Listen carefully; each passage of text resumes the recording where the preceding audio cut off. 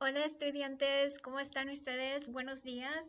Espero que estén pasando un buen día y que tengan un buen fin de semana. Ah, este es viernes, el 12 de abril, y quiero platicarles acerca de algunas de mis experiencias con el aprendizaje de lenguas. So today I want to talk to you about some of my experiences with language learning, and for the most part I'm going to talk to you about my reflections about the Japanese lesson I took this morning on italki. So that is that is a language learning platform I love right now. You can go there and sign up for lessons with teachers from around the world.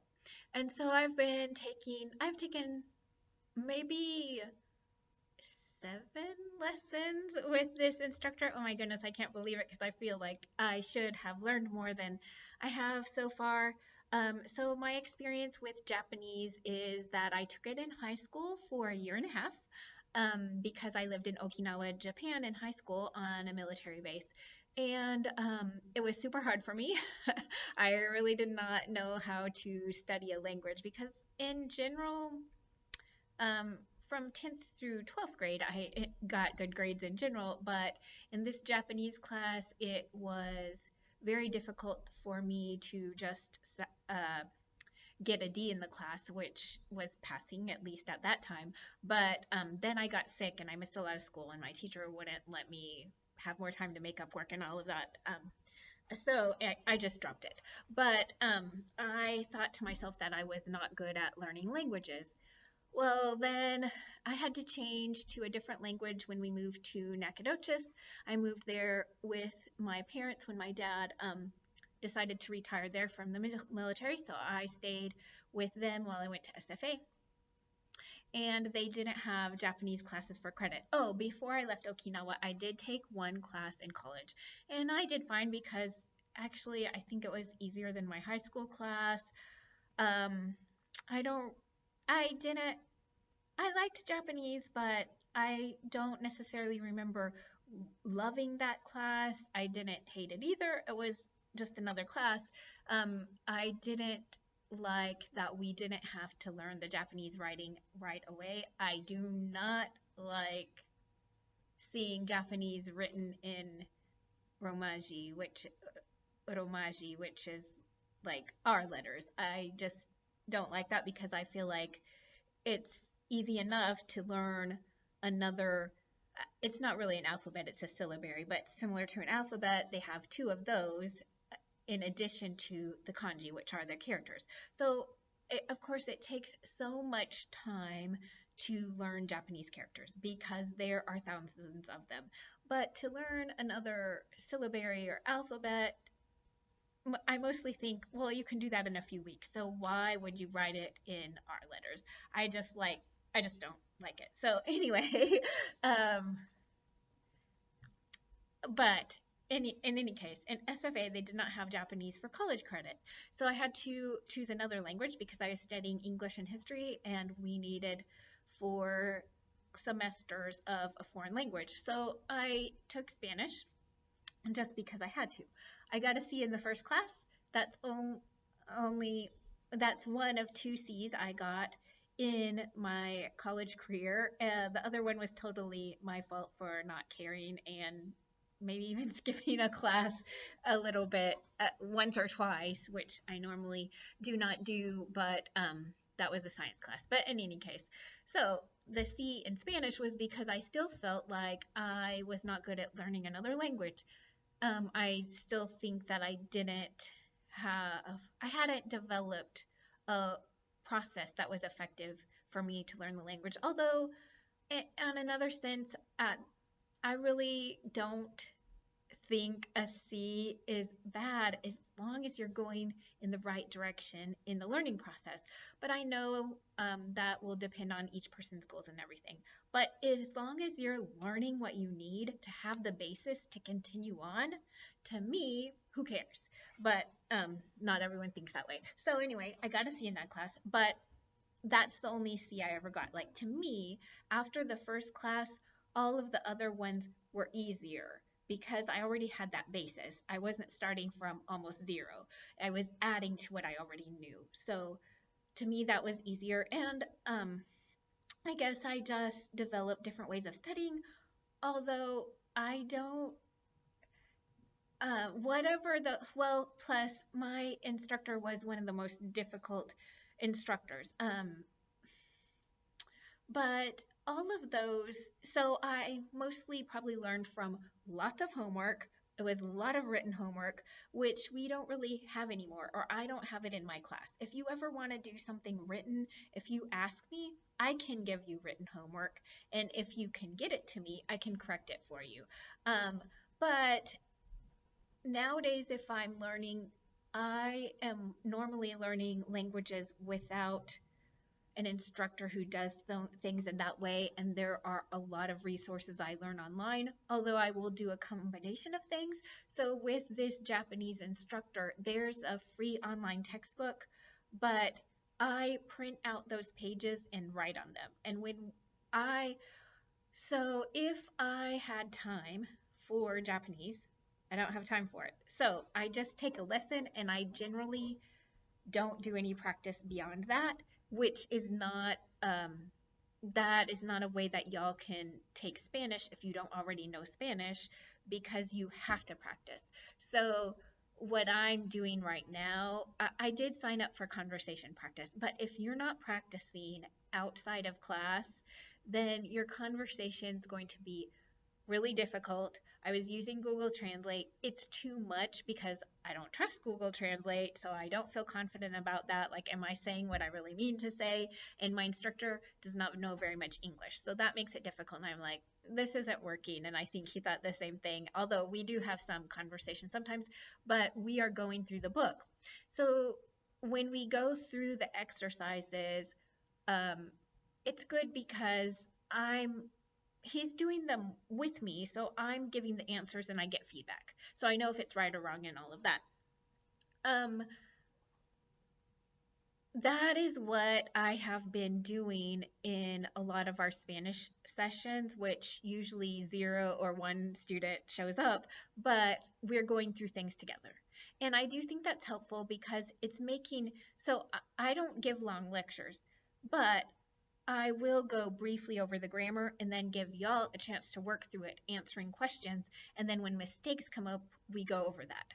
So that's very helpful because you are having to go through that process of connecting the information to make a sentence. And if there's a mistake, you're getting that correction and feedback, and you can make those adjustments in the way you're thinking about things. So that's helpful. But if in an ideal situation, what I would say is it's helpful to study the material beforehand or go through it. If you're confused, write down your confusion so you can ask your instructor. Or if you're not coming to class, email your instructor and say, I don't get this.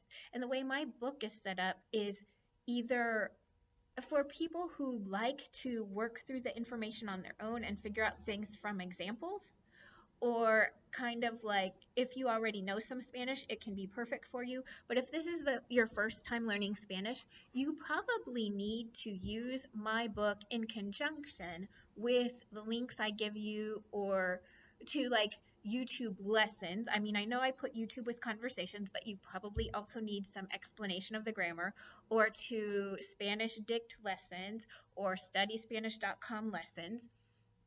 You might need those to clarify topics. It really just depends on how you prefer to learn, and yeah, but you might need those. That's my expectation. I don't expect everybody to get everything they need from my book, but I don't want to give those long explanations of grammar in English because those are already out there. That's what a lot of textbooks do. So I want to provide you something where you get an overview with examples so you can make the connections, or you get an overview, then you use some of those links. Then when you come back, hopefully you're like, oh, this makes sense now. So as a review, when you get to the test, hopefully it'll all make sense. If you forget something, you can go back to another link. But that's how this is set up. So it's kind of linking to other things. So in any case, an important thing to know is that just having a lesson with an instructor is not enough, most likely, for you to be able to do really well on the tests in this class and the exams. So the reason why that's what I'm doing right now with Japanese is because I've just added it to my schedule, but I don't have time to do it as I would do if I were taking that class for a grade. Because I do too many things. So that's my choice. But if you are doing a class for a grade, that's where you need more time. So what I would do if that were one of my main objectives right now, which I'm planning to do this in the summer, I want to learn more in Japanese. So what I would do is look over the information in that chapter in the book. Do that at least in one day. One day is super quick, but we do things super quick in 8 weeks classes, and I want to get through it quickly. So I might just give myself one day. I might do 2 days because one day in a chapter is super fast. So I might do 2 days. And then my plan is to meet with the instructor and go through the exercises with him and get any feedback, and also hopefully to have conversations based on that topic. So the topic for today was free time activities. So we just went through a little bit of the chapter with me answering and asking some questions when I'm like, what does that mean? And stuff like that. So we went through that, but not the whole chapter. In order to get through a whole chapter, I really need to do study and go through it first on my own. And I have not done that. So we went through that.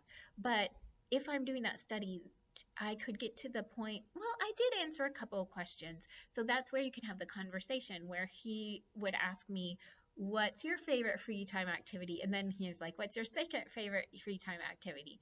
And so practicing that way. There was also, we practiced a different structure where you take the verb and make it into a noun. I was actually talking about this in Spanish with another section of 1411 student, well, with one of my 1411 sections. I'm planning to send this out to y'all. So yeah, but so we were practicing turning a verb into a noun. And a strategy that really works for me with learning certain things is the idea of plus one. I mean, plus one. No, not plus one, plus 7. So whenever you're working on a topic, doing something correctly 7 times. Well, this is what I do on my own when I'm working with piano or dance. Make myself do it correctly 7 times. If you stumble, then you go back a time. Like if I do it correctly once, and then the second time I mess up, I'm going to go back to number 1 position and do it again correctly. Then I've done it twice. Do it again correctly. That's 3 times. If I mess up, go back to number 2. Do it again. I'm back to 3. So until you get to 7. Well, that's what I do on my own. And you cannot do this with everything in life that you choose to do unless you're just focusing on a very limited number of skills in life. But a lot of us have broader interests. So when you try more things, you have to limit your plus 7 to certain things you're working on. But it's really helpful in language, I found, when there's something you keep stumbling over. Do that thing correctly 7 times. And my piano teacher this semester actually said 10 times, but I'm sticking with 7. But anyway, I would recommend focusing on one little thing for 7 times and then adding something else. Because, for example, with piano, when I'm working on a piece, a lot of times I'm not taking a class and I just stumble through it. Well, it stays that way. Every time I play it, I stumble through it. I get through it though. But in order to get better, I have to take out little pieces that I'm stumbling on and practice those 2 measures 7 times correctly. And that really, really, really helps. But just doing that one day isn't enough. I'm going to have to, it really helps me improve, but it's not going to be perfection the next time I play it. and I might have to do that again 7 times, or I'm adding it to the piece um, where I can play a larger portion a couple times and I keep improving that way. So why was I saying that? Oh, okay. Well, when you're learning a certain tense, present tense, past tense, if you practice all the conjugations at once, that's a lot for your brain to focus on. So to begin, I don't remember that I did this, but I would probably do at least conjugate at least 7 different verbs in the yo form. And it seems super easy because all you're doing is taking off the AR, ER, or IR and adding an O. And I say, to remember that, you can think of yo ends in O. But it seems super easy because that's all you're doing. But it's helping to reinforce that, and it's not just the practice. Focus on connecting. Yo hablo español. Yo como pizza. Do the actions if you need to connect with that and feeling yo. And then you can take out saying the yo and just say hablo español, and you're connecting it to yo. When I put the O on the end, it means me.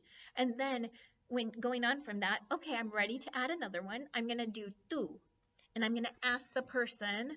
I'm pretending a person sitting across from me, or I could videotape myself and take turns asking it. Tú, I'm asking this person in the video camera, ¿hablas español? And then I'm pretending I'm the answer person.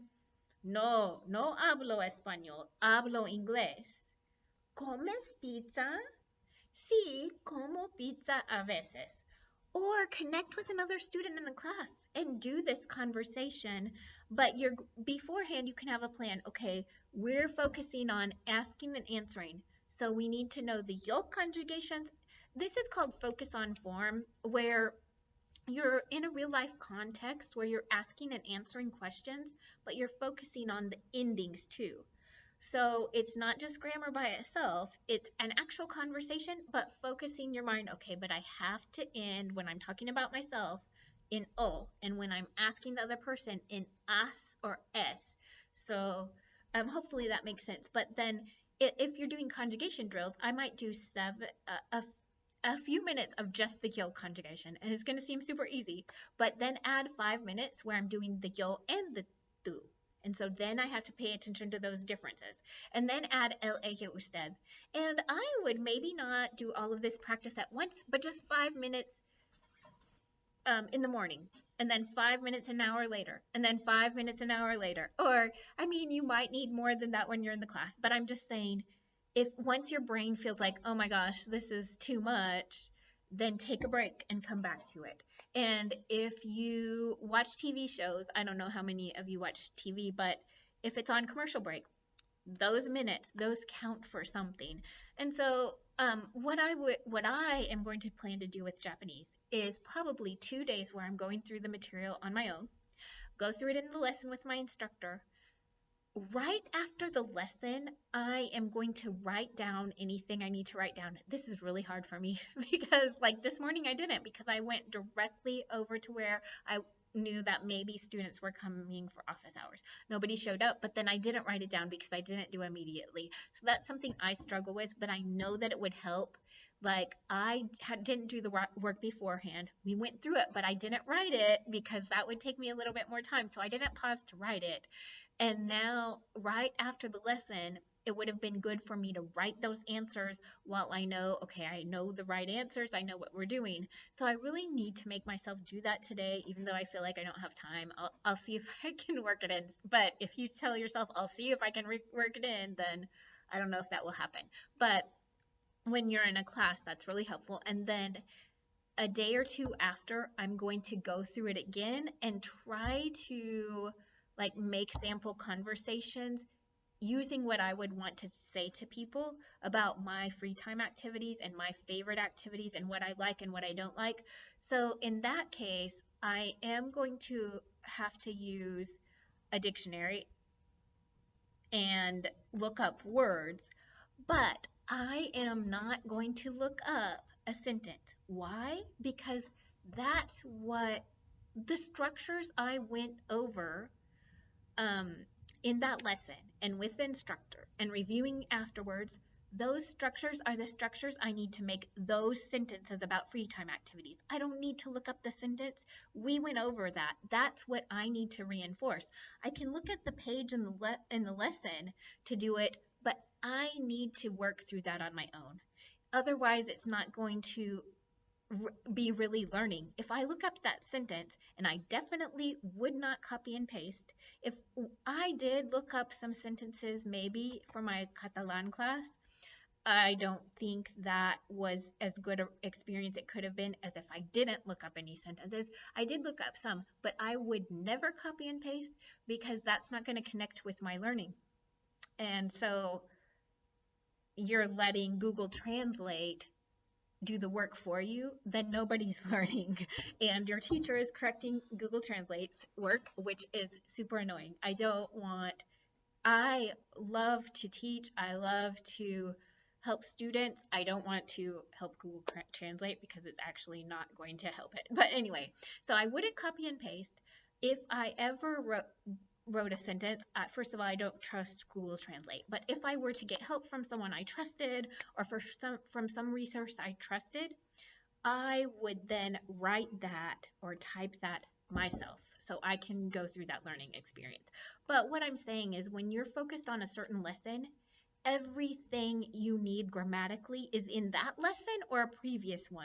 Now, if you're trying to write at this level, then it's not going to be there. But for your best learning, I would bring my level down and focus on the structures in that lesson. How can I get my idea across in the most simple way using what we're learning to really enforce that? And then if you have that, you can say, okay, now I want to express myself more how I would do at the level of my own language. So I'm going to look up a couple more things using more complicated structures and try to add to what I learned. You can do that, but I wouldn't do that until you've gone through the most basic process. And then adding on to that is extra. That's my opinion. You don't have to agree with me because everybody has different opinions about learning. We all connect to things differently. That's my personal experience and opinion. Yeah, so if you have a different experience, but sometimes I see students who they really want to express themselves at a higher level, but then in class, they're not even getting the conjugations correct, and their composition was at this level. So that's telling me that there's a disconnect. That's not reinforcing, even though they're writing as a higher level and they might have no errors and they get 100, but that's not reinforcing what they need to truly learn. So that's where I'm coming from on that. Okay, I hope this was helpful for you all. I would say that after my Japanese lesson, just a few minutes ago, I was listening to a Japanese podcast while I worked. So that's where I'm saying that doing that stuff is not enough, but I still think it counts for something. But if I wouldn't necessarily, if I need to concentrate on my work, I wouldn't be able to do that with French. Definitely not Spanish. I can't listen to things in English. Stuff that I really understand, I can't listen to while I'm working because I need my focus for work and I'm understanding that. So that's going to take my focus away from what I'm working on with my class. The reason why I could do it with Japanese, and again, everyone's mind is different. The reason why I could do it with Japanese and not get distracted is because I don't know enough Japanese for it to distract me. I mean, I'm not saying it's not distracting me at all, but I can do it when I'm doing something with work that I don't really have to think about. I just need to do.